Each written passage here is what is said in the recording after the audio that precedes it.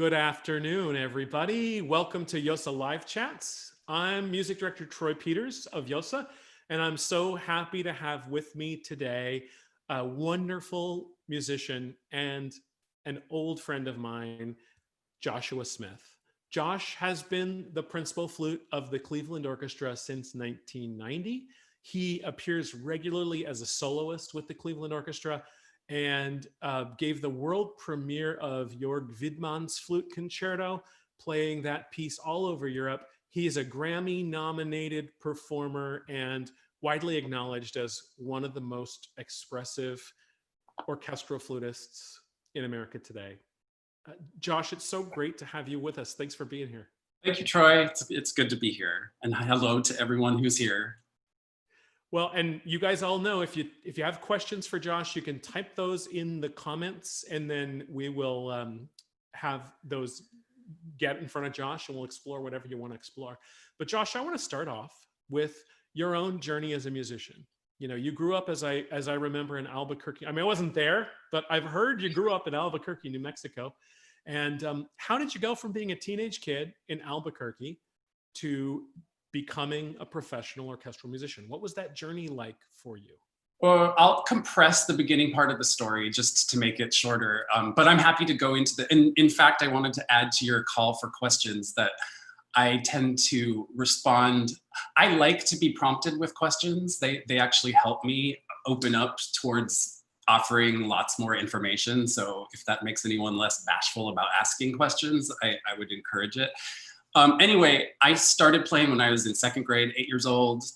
By the time I was in fifth grade, my parents had found a fantastic teacher who was his name was Frank Bowen. He was the professor at the University of New Mexico.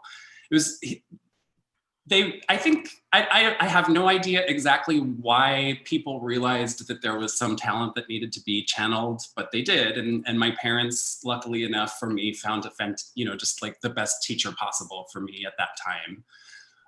He was used to working with high school, mostly college kids. I mean, he was a college professor, but I started working with him when I was like 11 or 12 and worked with him all the way through high school. And so he was like probably the main, basic reason that I am where I am today. And having access to a teacher like that in a city like Albuquerque, New Mexico, which is, I mean, that's not to dig Albuquerque, but it's a relatively small city, or it was when I was growing up there. By the time I was about 15, he and my parents were realizing that a conservatory education may be something to look into, like, hey, this kid is really serious and he is really good. And like, let's figure out how to channel all of that towards a specific college route. That's when I started looking into, like the question of whether it would be a liberal arts school, a college, a university, or a conservatory was being, like answered by, my parents, luckily, very fortunately, took me on like a summer trip. The summer I think I was must have been between 10th and 11th grade, and visited we had a good list of who were supposedly the best flute teachers in the country, and I took at least mini lessons with each of them, and visited schools if we could, and sort of got a list narrowed down to maybe 5 schools, and it did turn out that all of those were conservatories. I had figured out that I was gonna at least do the gamble that this would work, or that I would just try everything, try the major focus, which is a conservatory. And so after whenever it is, I guess it's 11th grade when you do these auditions, I took auditions for these schools, I think 5 or 6 conservatories, and got into all of them, and so then had to figure out like, which teacher do I really want to be with, and what's going to really offer the best thing. And Curtis, it's hard to argue with that experience, and if anyone needs like more information about what that means, I think for me the most effective thing about Curtis is that it was it's so tiny. Like there only, I was in school. In fact, Troy and I were roommates when we were there, and were there like 200 maybe max in the whole Yeah, a school? little under that, I think. Yeah. Yeah. So it's just like a very it's an experience that's very much like being in an orchestra family, actually, from the minute that you walk in the door. And I oh also I think this is actually a very important thing given who I'm talking to. Um, Aside from Mr. Bowen, the other like absolutely strong reason why I think Curtis worked, why I felt like I was ready to walk into all of these great places was my youth symphony program. Actually, the Albuquerque has an amazing and it's been a long-standing, really great, one of the really great youth symphony programs in the country, and I was lucky enough to be in that, through high school, and so Curtis was a big jump, but it also felt like I was ready to be there, because of both the teacher and the youth symphony program. So that gets you up to that point. Right, right. Well, so if we think of that journey, um, what do you remember especially powerful experiences in adolescence with repertoire, whether it's orchestral repertoire or chamber music or solo repertoire, where you encountered a piece of music and said, oh my God, like I have to keep doing this. What are those pieces that really lit that fire under you in your youth? I think the first thing that popped into my head when you asked that question was, in my senior year of high school, we played Beethoven 5, and it was the first time that I think that youth symphony, at least when I was in it, focused mostly on like short pieces, not symphony. We didn't play symphonies very often. We would do things more like maybe pictures at an exhibition had been the biggest piece that I had done prior to that point. And Beethoven 5, just I felt myself immersed in this thing that was so much bigger than myself, and was able to also tap into the energy of all the colleagues around me who were really enjoying it too. And yeah, that was one of those experiences that felt like I can't imagine not doing this. Yeah. And another, like, this sounds so cliche, and that is too, but there, I guess for a reason. Amadeus came out the year I was 15, and I do remember a very specific sense after I saw that movie like 3 or 4 times that I was like tapping into, like, music was just, I felt like it was coming home, like it was my language or like my religion or something. Like I just didn't really want to think about anything else. And for some reason that movie like made that idea seem okay and possible. I remember, and I think that was actually that summer, also going to a young artist program at Tanglewood, and hearing the Boston Symphony play Brahms. It was Brahms 1, actually conducted by Bernstein. And I, like, would never have had, and well, actually, I had never seen Bernstein on a podium, and I have never since. I mean, it like, he died shortly thereafter, but I just kind of stood there in awe, listening to Brahms 1 with Bernstein, and I don't think I really understood the gravity of like what I was, like, the fact that it was Bernstein and the Boston Symphony didn't really mean that much to me, but I was completely blown away by the music and the experience, and this feeling. I really strongly remember standing there thinking, I'm going to be there. Like, I'm totally doing this. And that's absolutely what I want to do with my life. And I also didn't know what that meant or how long it would take, but I just stuck with that sense. And it kind of still like blows my mind that it was only about 5 years after that I ended up, getting there. So. Right. Well, and that I mean, I remember vividly, honestly, all of us being so excited for you and honestly also scared for you Yeah, as a 20-year-old stepping into a principal chair in one of the world's great orchestras. sure. And an orchestra, frankly, was and is renowned for its woodwind sound, for Right. just a remarkable woodwind tradition. And you and I've talked about this, but how do you cope with that at 20? How do you walk into a section where you're surrounded by John Mack and many of the other great woodwind legends of your time and sit down and hold your head up and play Daphnis and Chloe in that environment? Well, it's scary. It was really scary, and I had a couple of like the main things that I think I had going for me were maybe three things. First of all, without knowing this, I mean, I know it really well now, but I don't think I like consciously got this at that point. But I think I just have set aside the fact that I go through life feeling essentially like there's always a drive to do something better and better and better. Like I basically go through life thinking that I suck.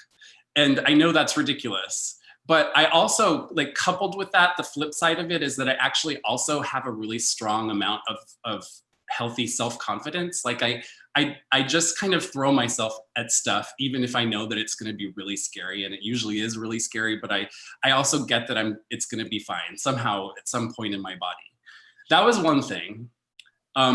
Second thing is I was really lucky to have for the summers between the 2 summers before I got this job, I was going to the Blossom Festival, which is a small chamber music festival that is associated with the Cleveland Orchestra in the summertime.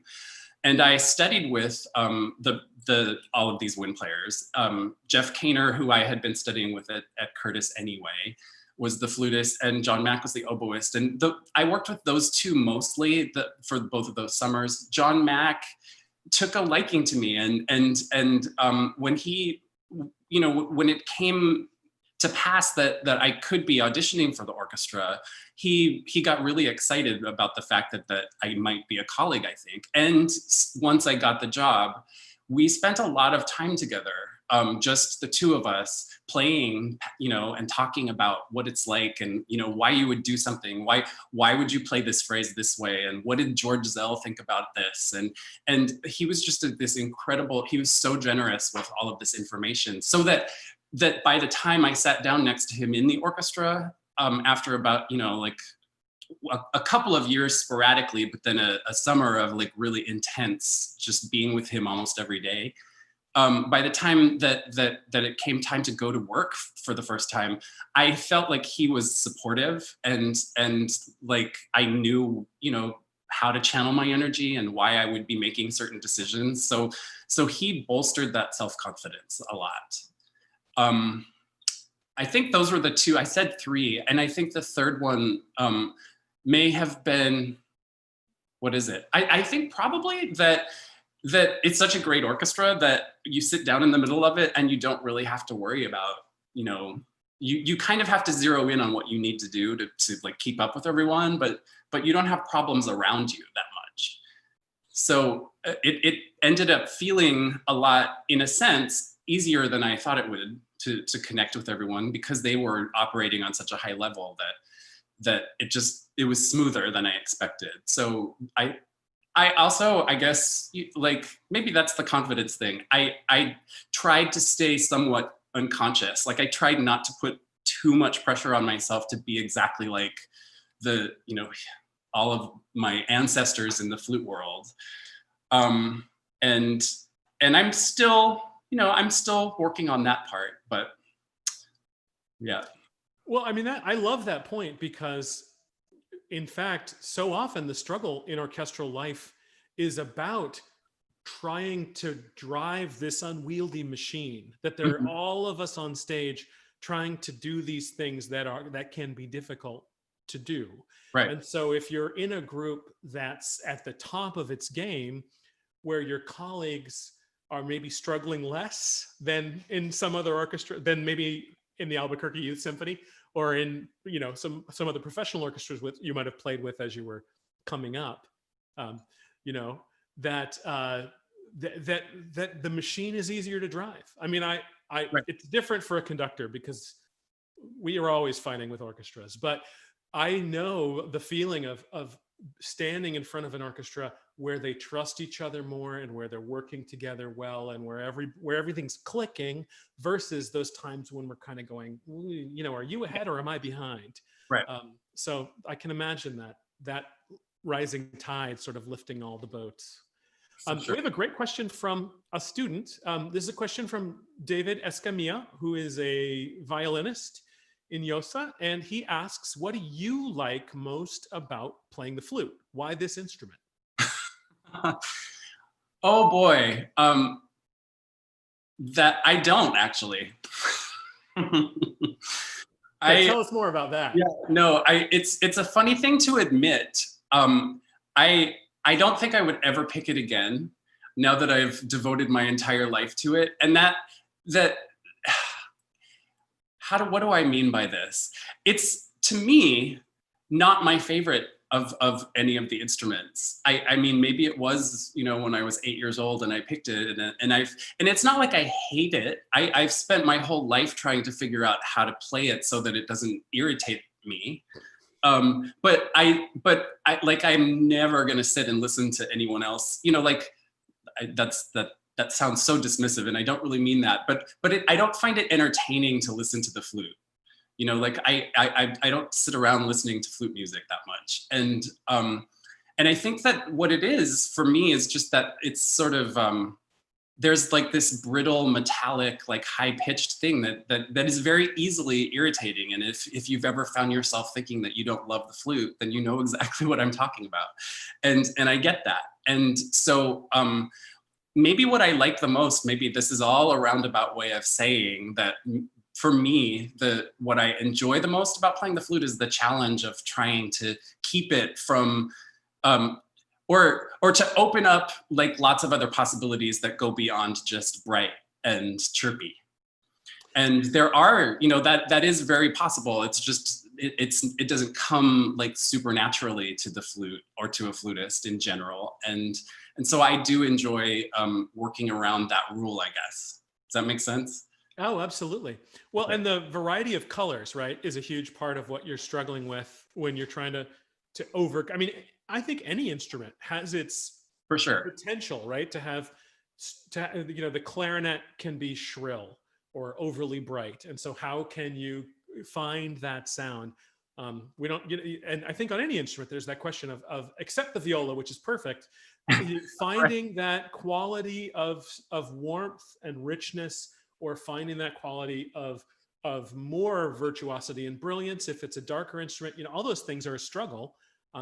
But yeah, I mean, I remember, Josh, sitting with you in the late 80s, talking about the flute repertoire and talking about all of the goofy flute pieces that you didn't like.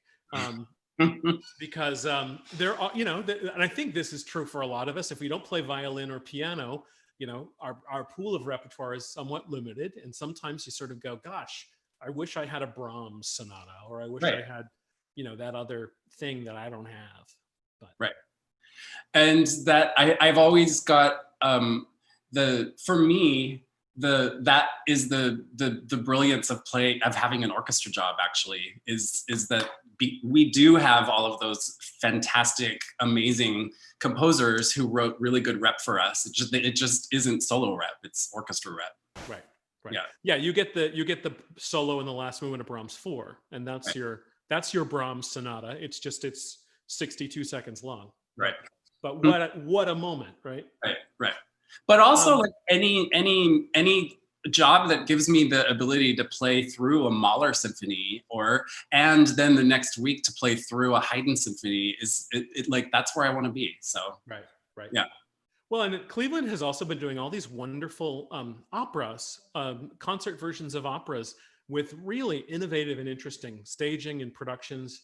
I was lucky enough to be in Cleveland to see Daphne a few years ago, and I know there was the Janacek, Cunning Little Vixen, and all kinds of other like really cool projects. I guess I'm just curious about how do you feel about that varied diet in the life of the Cleveland Orchestra? Do you like the fact that you get to explore so much? And I guess, are there elements that you're missing or that you wish you got to do more?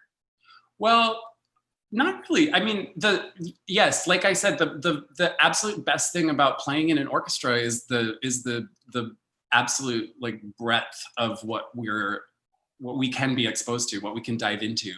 And especially, you know, sitting in a good, and like really one of the best orchestras for a really long time, I have been exposed to so much repertoire, you know, given to me in so many different ways by so many different people over such a long period of time that that I just feel so lucky to have had all of these experiences. And yes, the diversity of different rep for me is just like a huge bonus, because it doesn't ever get boring. And in fact, you know, there is certain rep that is like seminal to the point where an orchestra will keep programming it, like Beethoven 5. Now that, you know, maybe the first time I played it, I was 16 or 17, but I've played it probably hundreds of times since then. And luckily, I still think it's interesting. Like that doesn't really get boring. And a lot of that has to do with the fact that we work with different conductors all the time. And so there's always, like, someone's always gonna want something a little bit different, and finding a way to stick to what I feel like really strongly about, but also come towards an interpretation that someone, you know, someone might ask for a phrasing that's, you know, like, in the moment you're like, what? Why would I do that? But then like thinking about it and being open towards trying something different is actually what makes my job really interesting. So I like that. So you mentioned opera. I feel so supremely fortunate that we do this. That would be the only thing that I find a little bit lacking in the overall experience of if you just think of an orchestra musician in a symphony orchestra, is not enough opera. And luckily I do get, you know, more than many other orchestra musicians, and in a really great way with really great singers. And I love that, but I would do more of it, actually. Right. Yeah, that makes perfect sense.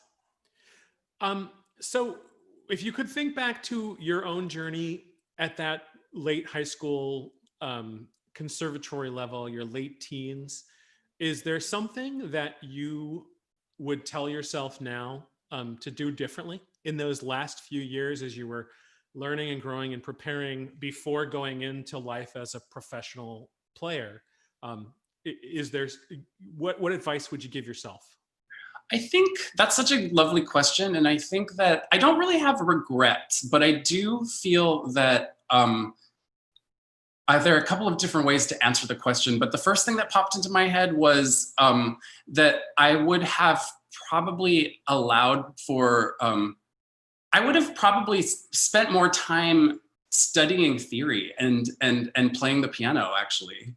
And maybe this is surprising for some of your students, but I can't argue. I think, especially because I was never super, you know, well versed at why I should be studying theory, that it's absolutely essential. I did a lot of my work without really understanding anything theoretical about what I could be doing. But now, like 30 years later, I understand why people would study harmony. You know, I get it. Like it makes a lot of sense.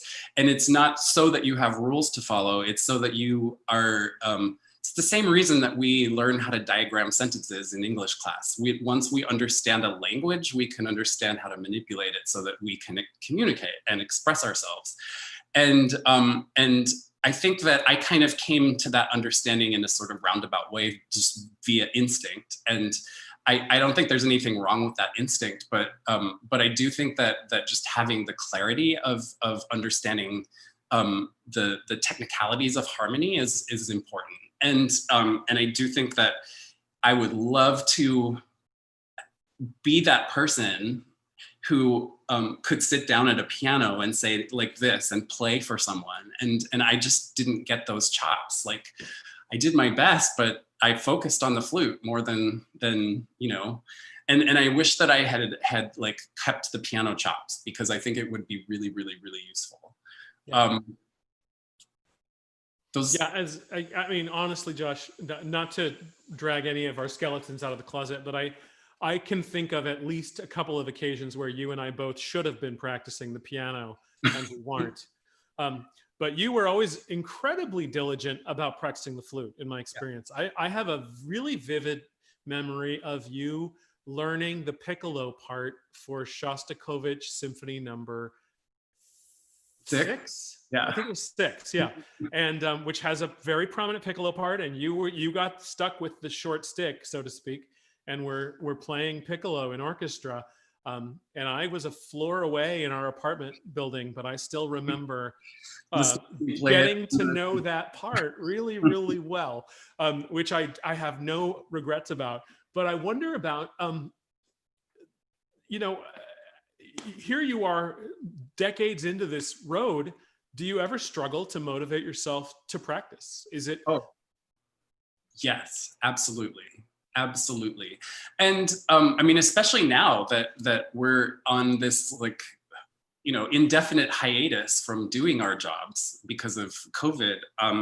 I clearly have a strong connection to motivation because of deadline, and that's gone now. And so, yeah, it's like getting myself to you know, pick the thing up and like figure out what to do about it. It's not because I don't want to, it's just because I don't have any pressing need to do so at the moment.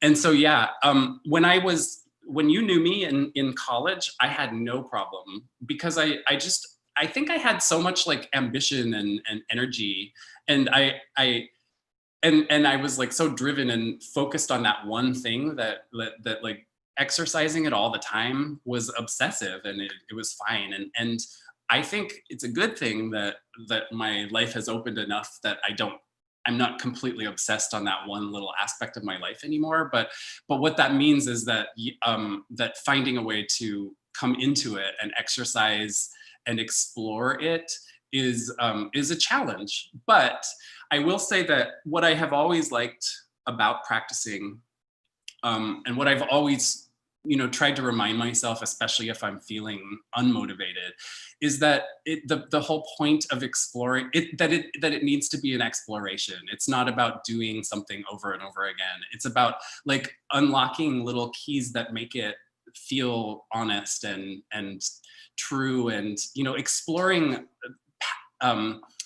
going on the journey of like what it could possibly be like and how you possibly get it there. It can really be interesting and meditative, and that's what I like to tap into when I'm feeling challenged to be motivated. Well, and that in some ways points to the other side of this of, you know, if you had a period of your life where you were obsessed with practicing to a point where you felt like you wanted more balance, how do musicians maintain balance? How do you find the, and of course we're all different people, but how do you cultivate a life where you're focusing on relationships and where you're focusing on enjoying food and literature and great movies and whatever it is? How do you, or gardening, or all of the things that we spend our time doing? Is that something you had to learn how to do? Is that something you have to remind yourself, to use an overused terms? Do you have to focus on self-care sometimes? Yeah, absolutely. As an orchestral musician? Absolutely. I think you have to, I think something that I actually did learn when I was at Curtis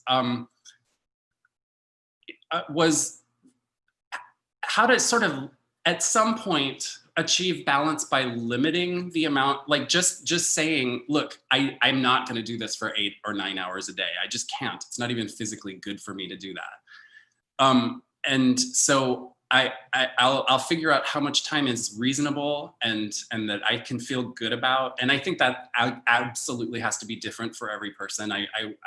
Whenever students ask me like how much time they should be practicing, I don't really answer the question, because I feel like you have to figure that out for yourself. But having like the the honesty to like zero into like how much time you need, and then to stick to just limiting yourself to that amount of time, and then start understanding what fills the rest of the time that you have. It once you start, and this actually has happened, I'm sure, to many, many people over the course of the last 2 months, 3 months, 4 months. We all have so much more time, and we all are sort of struggling to figure out how to utilize that time. And what it, for a while, I think, and I know that many other people have had this trajectory, you struggle against this should about like, I have to, like, I have all this time, I should be writing a novel, or I should, learn a new concerto, or I have to come out of the other end of this with, being able to prove that I didn't waste the time. But when I stopped, like, when I allowed myself to stop worrying about that, I started like spending time doing things, like I started zeroing in on what I actually like to do. And now, like, that's my priority. That's how I structure my day, is only doing those things that I know that I feel good having done, and I think that's just the sort of like ability to explore how you use your time, and what you appreciate when at the end of like the day, what have you really enjoyed spending time on. Make decisions, make priority decisions about, when it comes to the next day or the next week. Just remember that stuff, and that's how you find balance, I guess. It's a long answer, but no, that makes perfect sense. Now, I remember the last time you and I were together was in Cleveland about 5 years ago, and we hung out just a little bit when I was in town for the League of American Orchestras conference. But I remember you talking both at the conference and when we were hanging out about the work you did with Ensemble HD and the Happy Dog. Can you tell us a little bit about that project? Because I thought it was a really compelling example of the way that musicians can build bridges to community and build bridges to new audiences. yeah, so the Happy Dog is a bar. It's like a corner bar.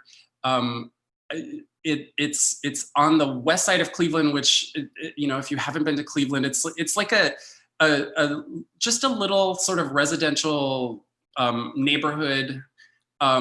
This bar is maybe like, I don't know, 40, 50 years old. And it's just like a kind of working class hangout where people would go to play pool and, drink beer and play. There's actually a bunch of pinball machines, and the owner of it is really, really good about presenting bands, live music, indie bands, like on, basically every night of the week.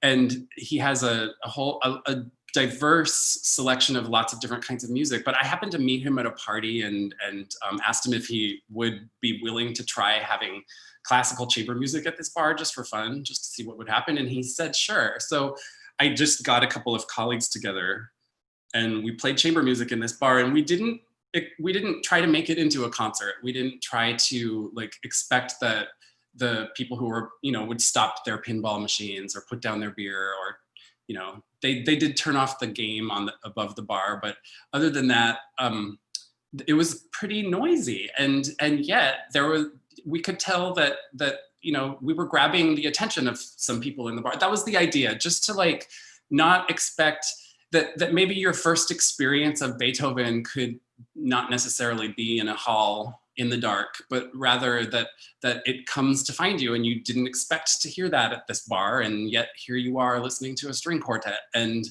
if you like it, then maybe you'll go again, or maybe we've woken something up. Like, that was the idea behind it, and we kept doing. Every so often we would do these just kind of evenings where we would spend 3 or 4 hours at this place, just going through lots and lots of music,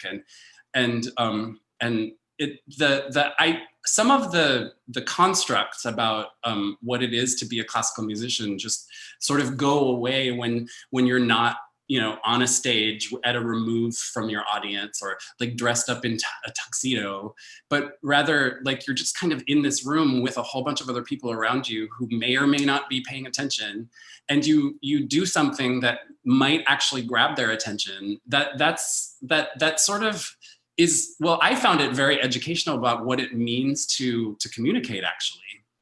And I thought that was really fun. We ended up recording some LP, like an LP set in this bar. We went on a couple of nights and played chamber music, and there was a really good production team, and we made it into a record. And that was sort of the culmination of we haven't been together doing that in a while because two of the members have had kids, and they're like, they have twins, and they're, like, life changed a lot. But we'll get back there. Like that I think it's it's been really interesting to explore different ways to, develop an audience without sort of relying on the tradition of expecting people to come to a hall. That was the idea behind it. Right.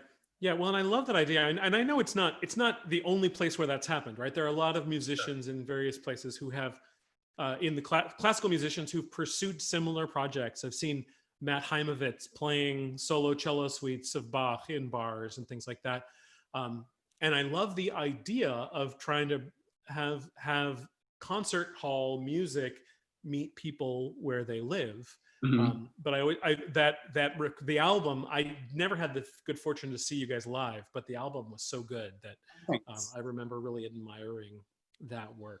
We had a really good time doing it. Well, so I have one other question here from a viewer, and that question is, what is the most exciting piece to play for flute and orchestra? As a soloist. As a soloist. Concerto or some other piece for soloist and orchestra. So most exciting, I guess I was most excited.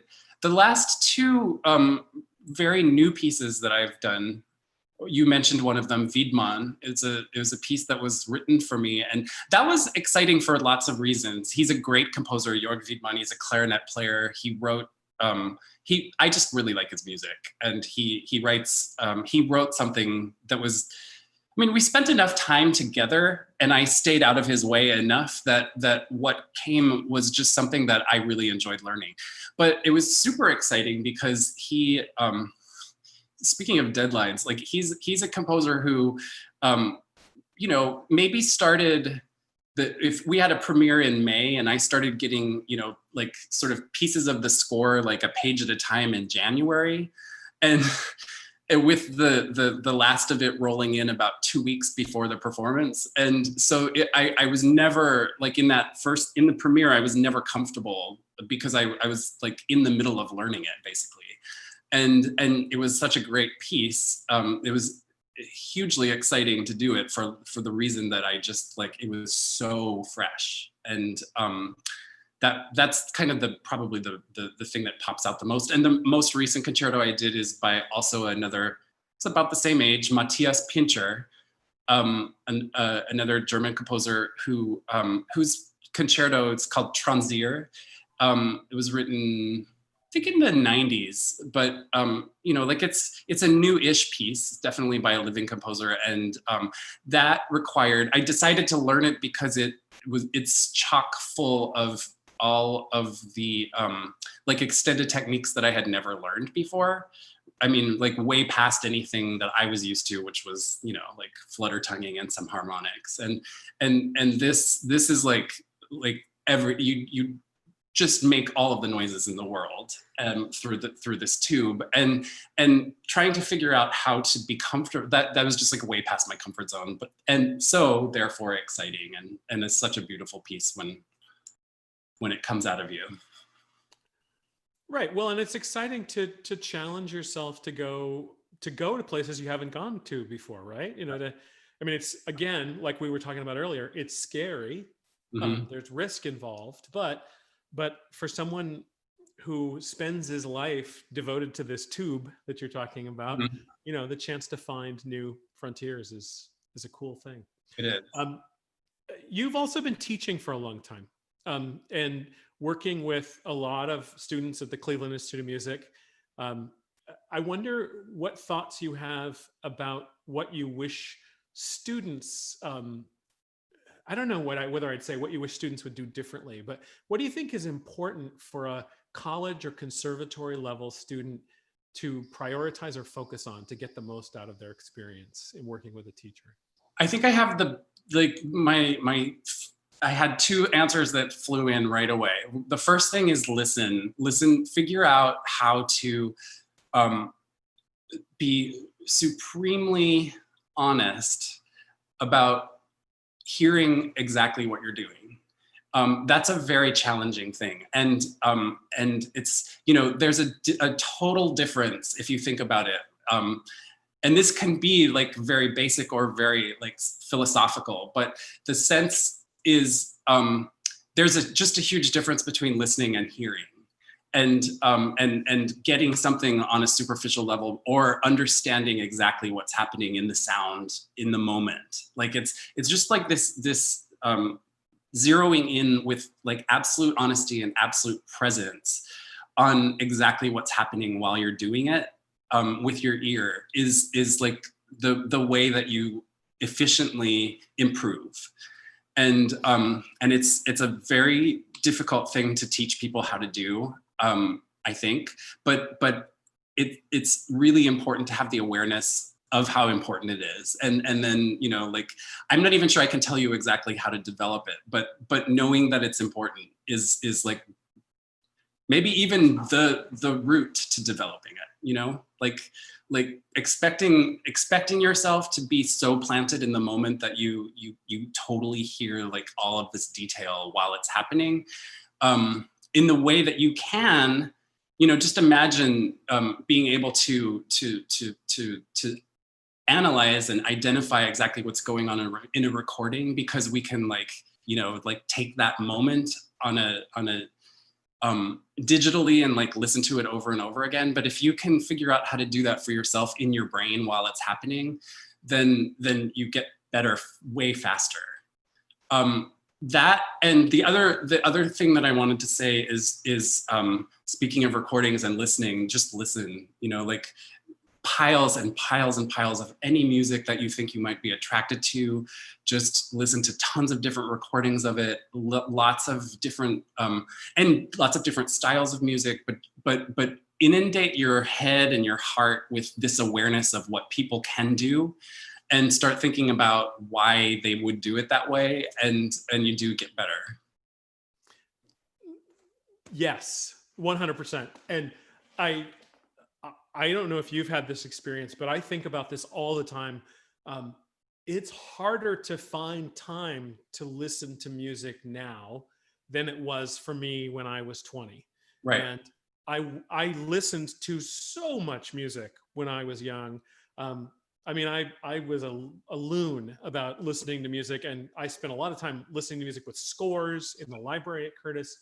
But I'm so grateful that I did, and it saved my bacon more than once, and given me some cool opportunities where, oh yeah, I can do Stravinsky Symphony in C on very little notice because I spent 4 hours with it when I was 20. So, yeah.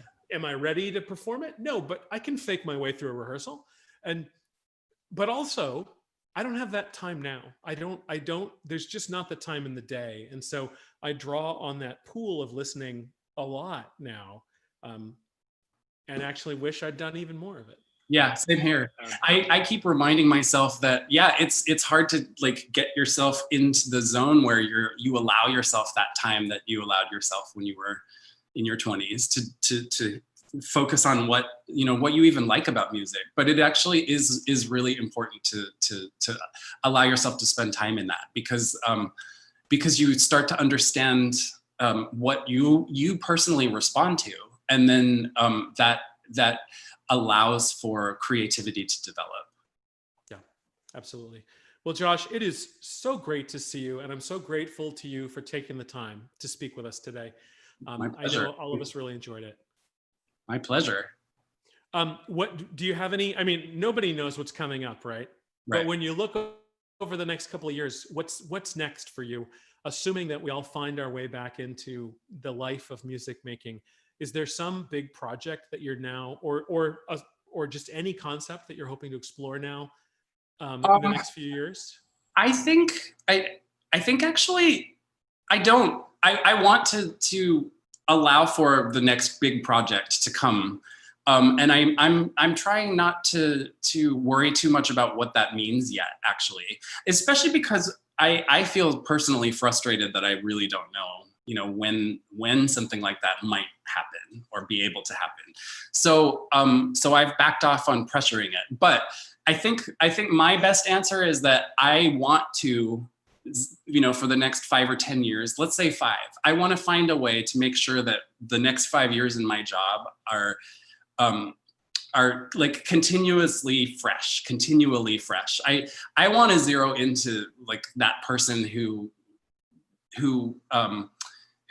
got really excited to see Amadeus when he was 15, and then spent years after that wearing out the soundtrack recording of it, just to listen to all of that music and like be so immersed in the magic of what it all is.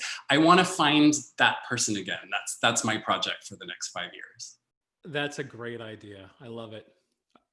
Well, thank you, Josh. Thanks for your time. To everybody who joined us today, we have one more YOSA live chat this summer. Next Sunday, we will be joined by composer and multi-instrumentalist Angelica Negron. Angelica has written for the New York Philharmonic and the American Composers Orchestra, and she also has played a Tiny Desk concert in Austin and South by Southwest with her band Balloon. She's a remarkably creative and diverse musician who has so many irons in the fire, and we're really going to enjoy talking with her. So I hope you'll come back next Sunday. Josh, thanks again. Pleasure. Thank you. Thanks everybody for being with us today, and we'll see you soon.